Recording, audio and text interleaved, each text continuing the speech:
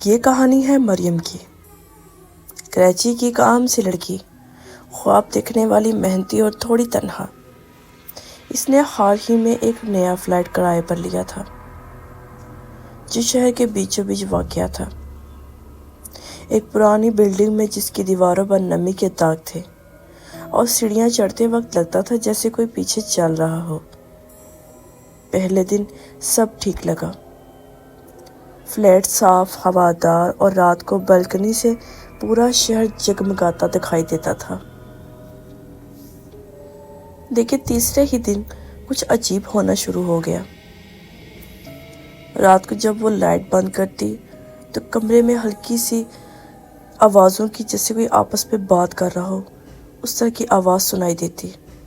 پہلے تو اسے لگا شاید اوپر والے فلیٹ میں کوئی بات کر رہا ہے، لیکن وہ آوازیں سیدھی اس کے کان کے پاس آتی تھی، جیسے کوئی دھیرے سے بول رہا ہو۔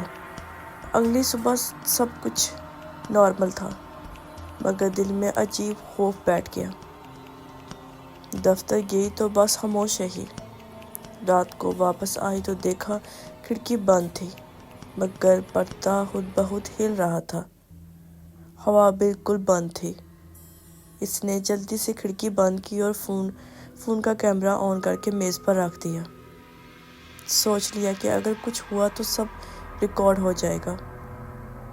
اگلی صبح جب ویڈیو دیکھی تو رات کے 3:12 پر کیمرہ خود ہی ہلنے لگا اور فریم میں ایک سایہ دکھائی دیا، ایک عورت کا سایہ، سفید لباس میں، کھلے بال اور چہرہ بالکل خالی۔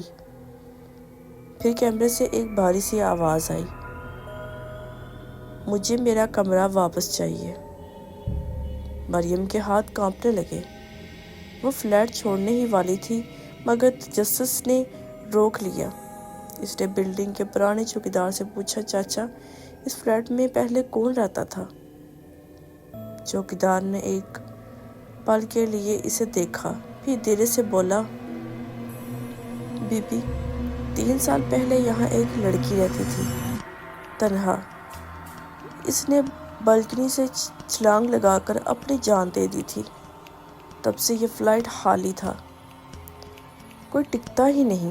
مریم کا رنگ اڑ گیا۔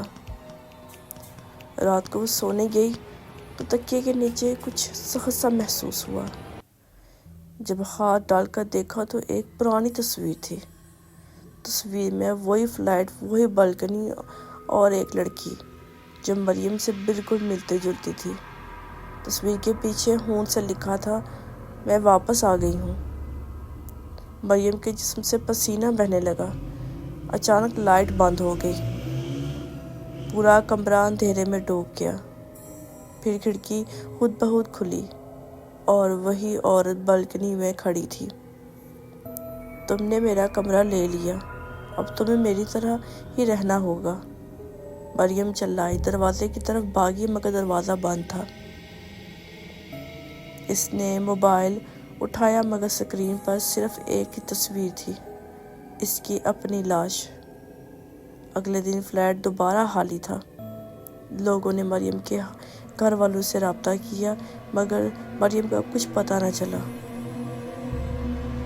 صرف ایک چیز ملی، بیڈ کے پاس رکھی ایک پرانی تصویر، جس میں اب 2 لڑکیاں تھیں۔ کچھ روحیں کبھی ختم نہیں ہوتی، وہ بس نئے جسم ڈھونڈ لیتی ہیں۔ شاید اب وہ روح کسی نئے فلیٹ میں جا چکی ہے اور کوئی نئی مریم اس کے کمرے میں سانس لے رہی ہے۔ اگلی بار جب آپ نیا گھر لیں تو ذرا غور سے دیکھنا کہ کھڑکی کے پار کوئی تمہیں گور تو نہیں رہا۔ اور آپ سن رہے تھے شہر کی خاموش روح۔